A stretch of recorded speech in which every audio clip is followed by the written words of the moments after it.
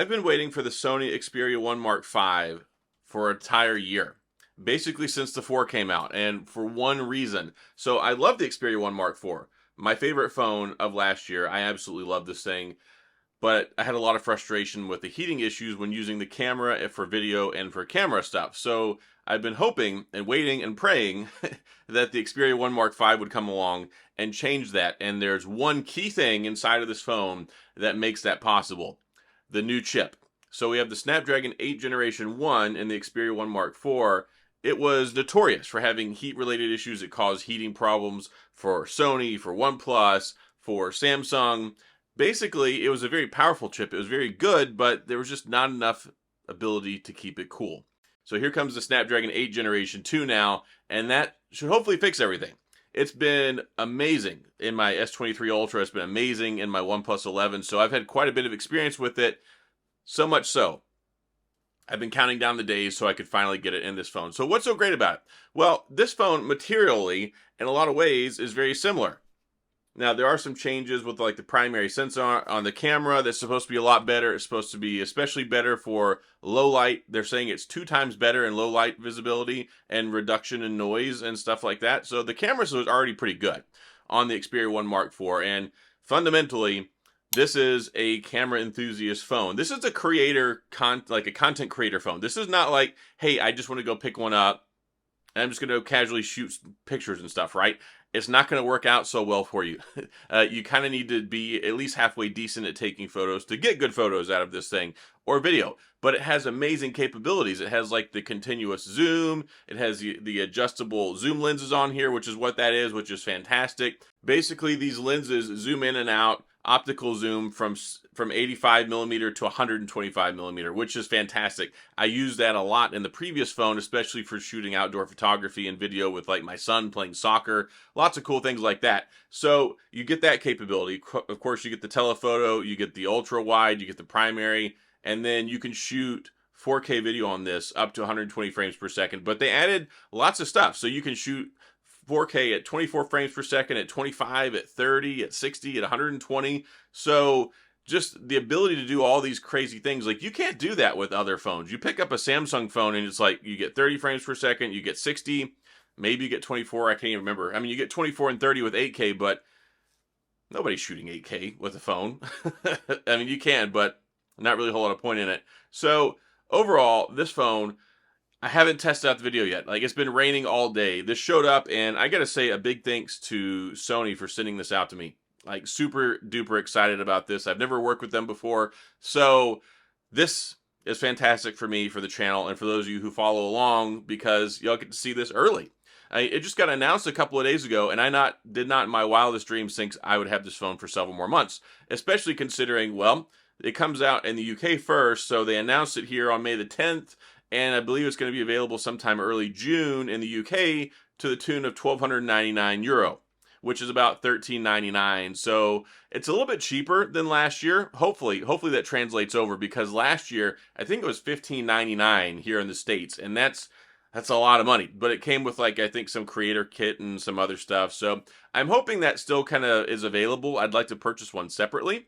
Sony just sent this out to me, but I really would like to try some of that stuff out, just because you can do so many cool things when it comes to the camera and the video. You can do like continuous shooting at 30 frames per second on here, 4K. There's just a lot of neat stuff. And it's got the dedicated shutter button, especially the autofocus. Has continuous autofocus on here. So focusing is great, video is great. And the thing that I like also about this phone is the form factor. So I like that it's 4K. It's really the only phone you can get that displays in a 4K resolution. So you get 4K up to 120 frames per second, which is nice. You got this 6.5-inch screen, which I gotta say is beautiful. So it's got a nice, bright, beautiful screen. I had to turn the brightness down to see on the screen here. 6.5-inch, and that's ideal for me, because you also get the 21:9 cinematic aspect ratio. Look how easy it is to hold with one hand. Like, especially when you put it next to, I don't have another big phone with me, but if you put it next to an iPhone 14 Pro Max, you put it next to an S23 Ultra, they're significantly wider. And this one's nice because you get the flat screen, there's no curved edge, so I know some folks really like that. Dedicated shutter button. You got the fingerprint sensor. It's squared away and built into the power button, which some people complain about, but I like, because you don't have to worry about any of those shenanigans with the phone. And with this elongated aspect ratio, it'd be kind of weird to try and reach down to the bottom there. It would put the phone off balance. So I like it's in the power button. That's cool. I know this is going to sound crazy, but it doesn't have facial recognition. Yeah, so it's not just the Pixel 6 and the 6 Pro out there. This was something that was noted with previous phones as well. But quite honestly, I like the fingerprint sensor. It's very easy to find. I mean, especially pulling the phone out of my pocket, not trying to be an apologist here. I didn't miss it on the last one, and quite honestly, I don't set it up on a lot of my phones anyway, because I don't like it accidentally unlocking a lot of times and just scanning my face, randomly unlocking my phone when my phone's out. So yeah, I'm really not that big of a fan. I've always been a fingerprint scanner person, but I can understand the argument for some folks who are like, yeah, we don't want facial recognition. Oh, well, sorry, we do. There are people that do want it, and it's not in this phone. So I totally understand that. It doesn't bother me, but you would think in 2023 with a $1,400 phone, presumably they would kind of have it in there, right? So I've been using this phone for a day, and it's just picking up where I left off. It does feel a little bit more snappy and responsive. I got to say the haptic feedback is even better. So the haptic feedback was good on the Xperia 1 Mark IV. I thought it was good. I enjoyed it, but it kind of had the intensity was a little strong whenever it came to actually tapping. They kind of, I don't want to say dulled it out, but they made it a little bit softer. So I think that the tactility is better, and it just makes for a more enjoyable typing experience. So the haptics are improved, better typing experience than you got on the Xperia 1 Mark IV, which was already good. This one is basically tied with, I think, industry leading. I think that it's really good. 5,000 milliamp battery. It's got 30-watt charging. It has wireless charging, reverse wireless charging. So if you're out and about, you need to top off your earbuds, or if they die, or if you need to charge another phone wirelessly in a pinch, you've got that capability as well. A headphone jack. Yes, it has a headphone jack up top, and I actually use that. And here you're probably thinking, okay, boomer, you and your headphones, it's not really for that. So it's more for using it for recording. If you're recording, you can use it to listen to the microphones as you're recording stuff. If you're streaming, yeah, just like you would if you were using it to monitor on a normal camera, right? If you were doing a live stream, if you're recording stuff. So it allows you to hear what's going on, hear your feedback, set your levels. So it really works well. Plus, you can live stream with this. You can live stream with this phone straight to YouTube, which is fantastic. And on top of that, you can live stream your games. So you can play your games live stream. It's got the camera on here, but also you can use the headphones, plug them straight in so you can get the microphone feedback. They can hear you, you can hear the sound. And that's why the Sony Xperia 1 Mark IV has that cool gaming apparatus. It's one of the highest recommended phones for gaming. 240 hertz touch sampling, so it's nice and responsive for feedback for gaming. And yeah, that whole streaming ability, especially wherever you're at, is really, really cool. I've tested it out before with my Xperia 1 Mark IV. I like it. And I even used it to do like a live stream before on YouTube in StreamYard. So there's a lot of cool stuff you can do with this phone, where yeah, I'm just kind of talking about some of these features, but a lot of phones can't do that. And especially not with built-in software that's straight up on the phone. So other things, 256 gigabytes of storage. It's very nice because you don't need an SD card removal tool or a SIM removal tool. It's very easy. You just use your fingernail and pull it out on the bottom. So, ta-da, you can put your SIM card in there. You can put a removable SD card in there as well, up to 1 terabyte. So you've got 256 storage. You can add a terabyte, which is a lot. Like, that's a whole lot for a phone, especially when it comes to SD storage. The reason for that is when you're recording. You can pop them in and out. You fill one up, you throw another one in there, you keep recording, and you're good to go. So a lot of these things that I'm highlighting really are kind of creator or like multimedia or online presence kind of oriented features. This is not just a Joe Schmo go pick up this phone. I would not recommend it. I would probably recommend like a Pixel 7, Pixel 7 Pro, S23, S23 Ultra, iPhone. For normal pedestrian level kind of stuff, you just want to use your social media, you just want to do TikTok, you just want to play some games. Like, this is not what it's for. Now, of course, it does all those things, and it does them incredibly well, and it's also great watching videos on the 4K 21:9 aspect ratio. Really makes nice because you get the full immersive screen experience while you're watching videos.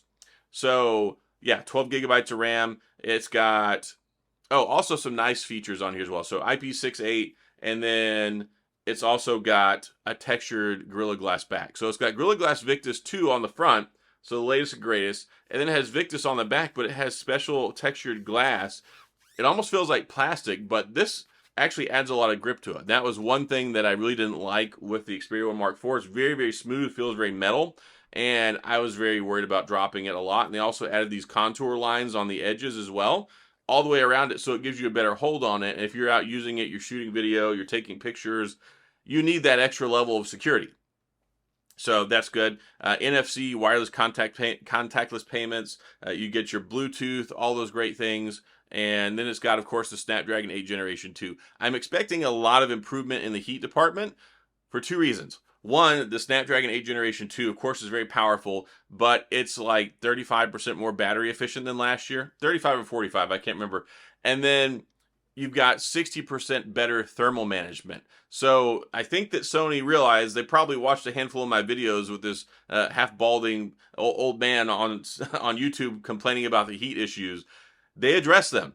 So 60% better heat management, thermal stuff on the inside, and then Snapdragon 8 Generation 2, which is just natively better for that stuff. So yeah, I'm going to test this out very, very soon when it comes to the video. Today just wasn't the day for that. I mean, it was barely 80 degrees. It was pouring down rain all day. It's supposed to pour down rain tomorrow too. It's been raining for like a week straight. I feel bad because I actually have a Segway video to shoot on this scooter, and I told them, I even sent them a screenshot of the weather. I'm like, hey, it's raining all week. Like, I can't record this week. I need sunshine. I need it to be dry. I need to not die while I'm on it outside, right? So yeah, first day of using this, I'm really enjoying it. Also, the Xperia 1 Mark IV case works on it. Now, I looked online. I went to Amazon. I'm like, hey, where can I find a case for this? And I ordered this really crummy off-brand one. But then I was like, you know what? I've got my Xperia 1 Mark IV. I've got this Caseology case, so let me see if it fits. And lo and behold, it does. Like, the buttons are all basically in the same spot. Even the fingerprint sensor cut out over here, the camera shutter button, the volume rocker.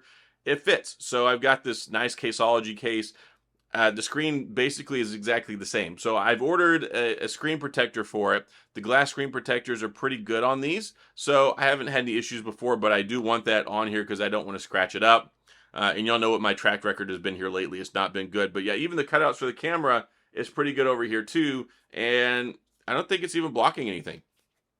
No, it's not. It's not blocking anything at all. So yeah, if you've got an Xperia 1 Mark IV, hang on to your old case because you can use it in here and it doesn't seem to interfere with anything. But I can't think if I missed anything. Of course, it's running Android 13, which is nice. And it's a very stock version of Android. Like, I like it a lot.